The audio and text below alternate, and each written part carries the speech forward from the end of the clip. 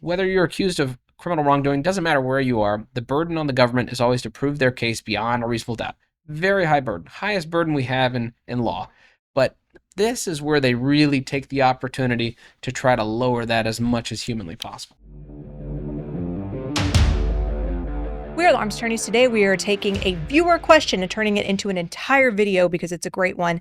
How do you get yourself on a self-defense jury? Most of the time people ask us the opposite. Stick around. We're going to talk about what kind of questions you're going to be asked, what your duty is to be honest, and finally what our predictions are about the best way to make it happen. But before we get started, show your support for the Second Amendment by hitting the like button. And today, this is an important question. Serving on a jury, one of the most important civic duties you can participate in. I know. A lot of people complain about it. Have you ever been on a jury? No, not as a... Well, I've sat in selection before. That's not what I asked. No, I've never been on a jury. I have never been selected for a jury either. And I want to so badly, and I'm sure you want to as well. Yeah. And no one will ever put us on a jury at this point because lawyers don't put lawyers on juries. It's just not a thing. It's not a thing. But I think a lot of people... But I'm excited for you. Yes. Well, I think a lot of people are like, I came to watch how to get off a jury, not get on a jury. Being on a jury is awesome. Well, and we need good people on juries because especially in self-defense cases, these are... we need civically engaged, reasonable people on these. We don't need the people smart. Here's the thing. It's jury deselection. It is jury deselection, but also I want, because y'all probably underestimate. Yes, it is incredibly important. In a criminal jury, you are literally holding someone's life in your hands like they are a tiny baby bird. It is incredibly important work, but also I don't think people realize how much damn work the lawyers have put in to that trial. Sweat, blood, tears. And I want to give it to someone who can appreciate it. Sure. Really, truly. It is I know this is, I don't want to offend our military crowd because obviously I know it is not the same thing.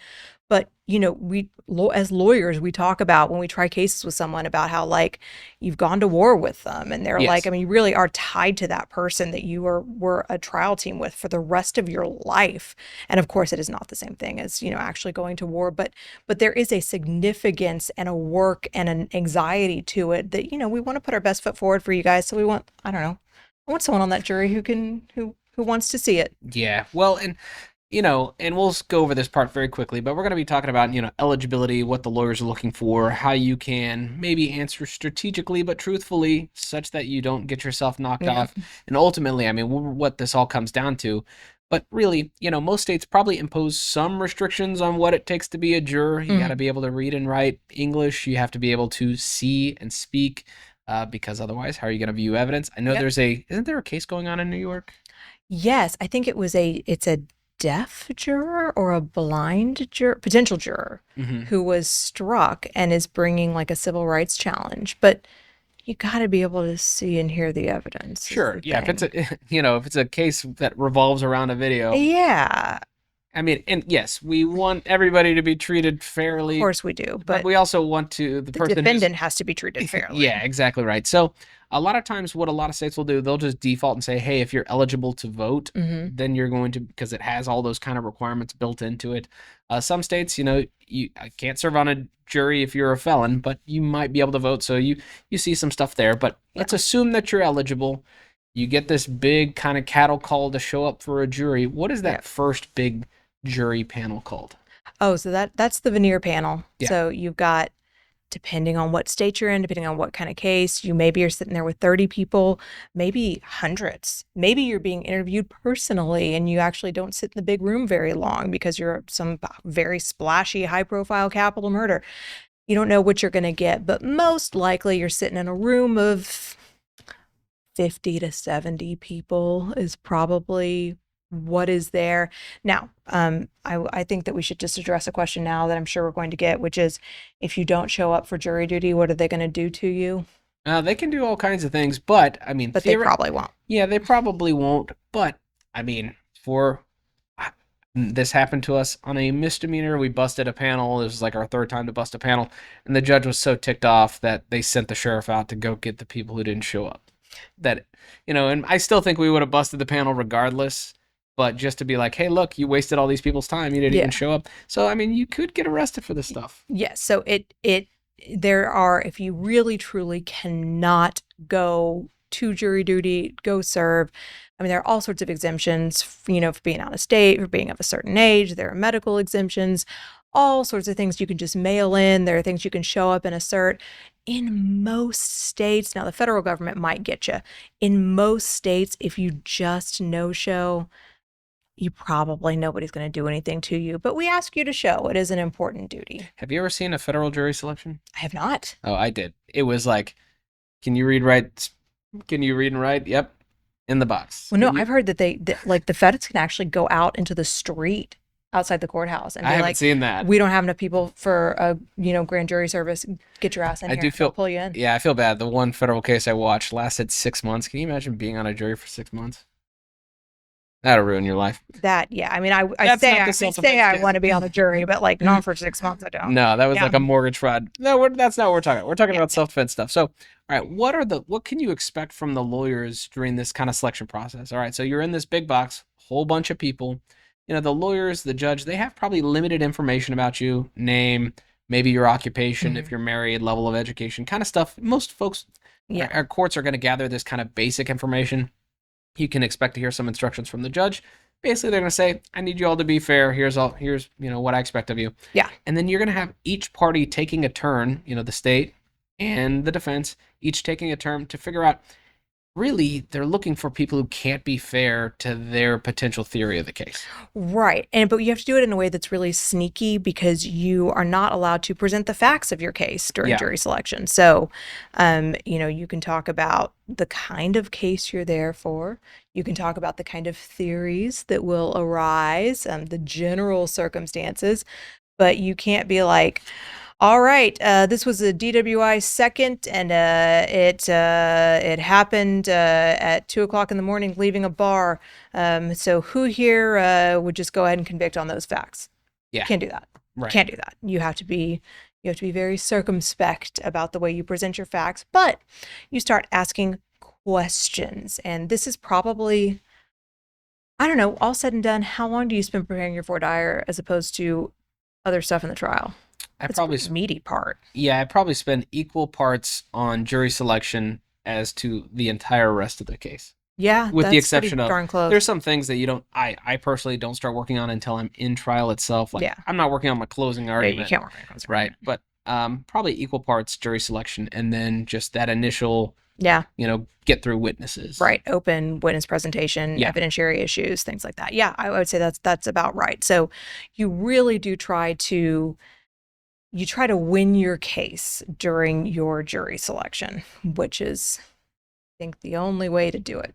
Yeah. It's not the only way to win, but it's the only way to select a jury, is you are already arguing your case in the sneakiest way possible. So, what are those lawyers looking for as they're arguing their case? Yeah. So, typically the state of Texas, the state, whatever state you're in. Or the Commonwealth. They're going to be going first. And the types of people that they are trying to, again, this is really jury deselection.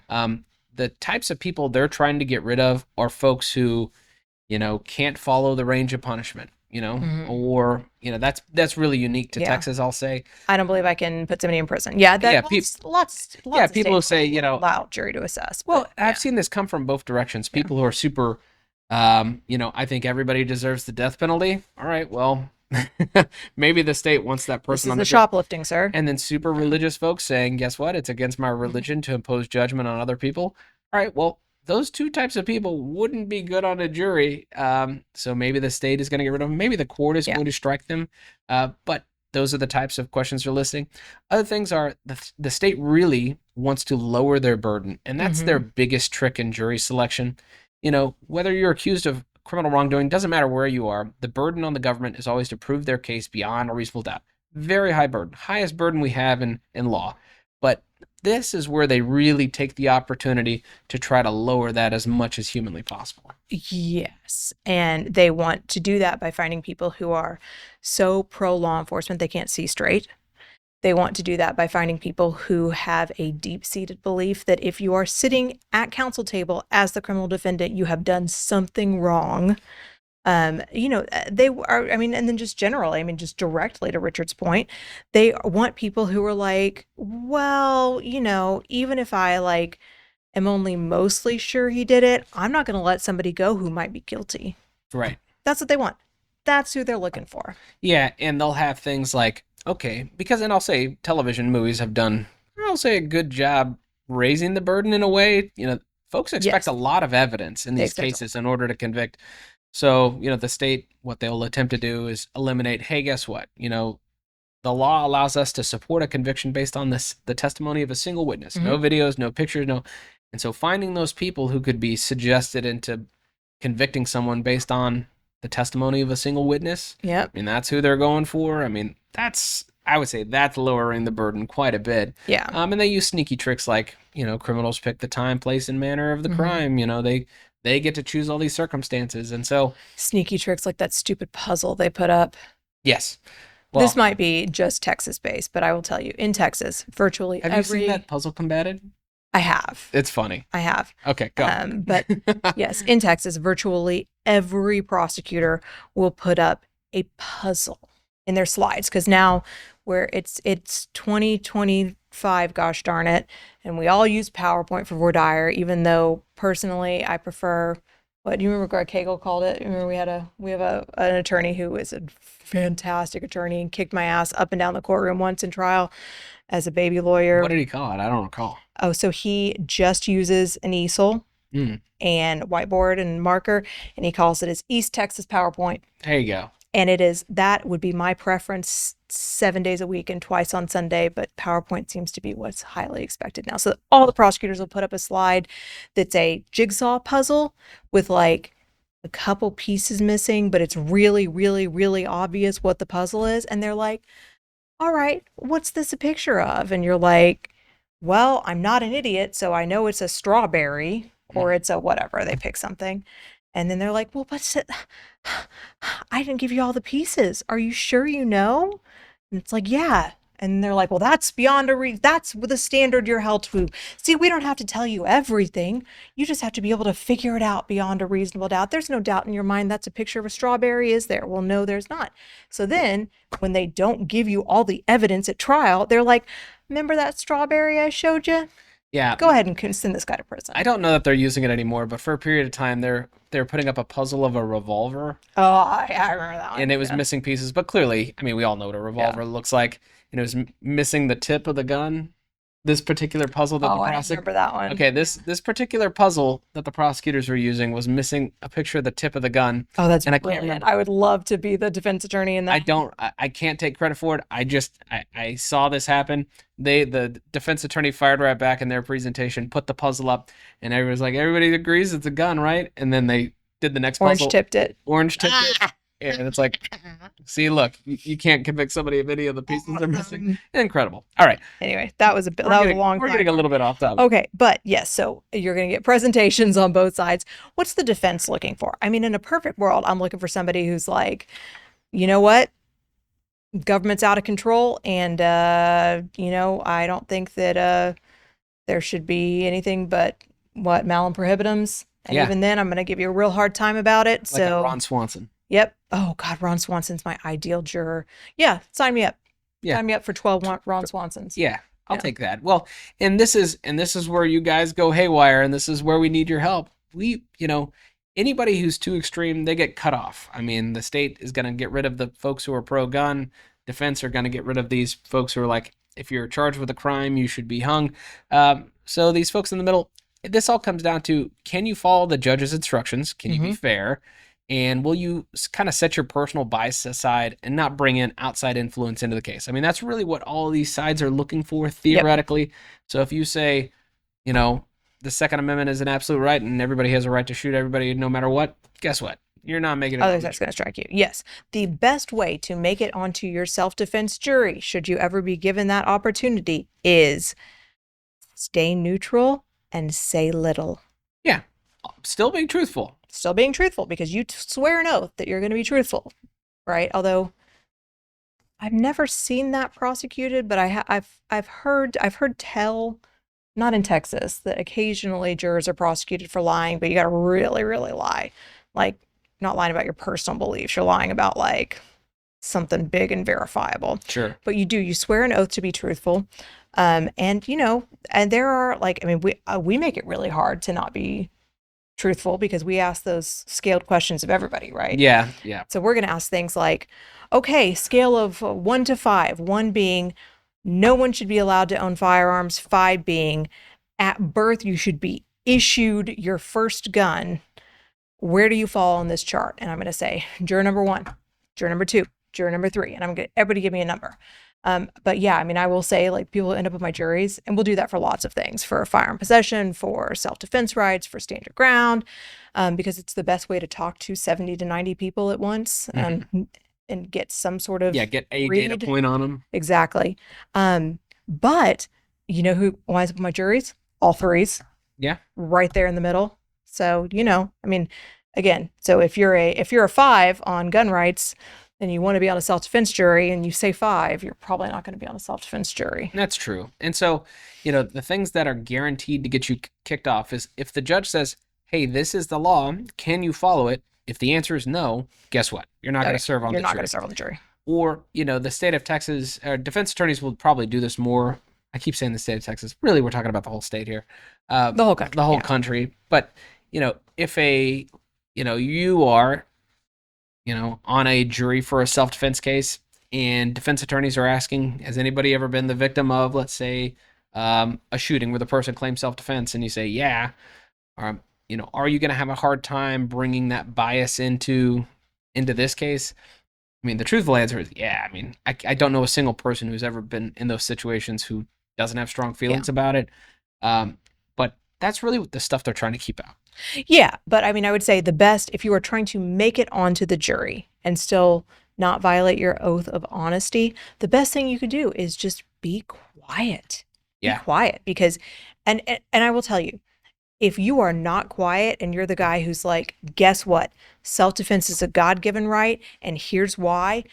I still love you. You're not going to end up on my jury, but you are telling that, or if you're like, look, one time I had to pull out my gun because this guy did this, and I know for a fact I saved my own life and my wife's life that night. Great. You're not going to wind up on my jury, but you have just told those 70 people something extremely important from your personal life, and I love you for it. So, but you don't tell that story, you're way more likely to end up on the jury. So I think generally speaking, not sharing is the way that you're probably going to get there. Yeah, but we hope you enjoyed this discussion. If you did, consider subscribing, hitting that like button, and help us fight the anti-2A algorithm by sharing this video. And leave us a comment below. I'm interested, have you been on a criminal jury? And if so, was it self-defense related? I'd like to see how many of our people have actually had this experience. Until next time, we're the Armed Attorneys.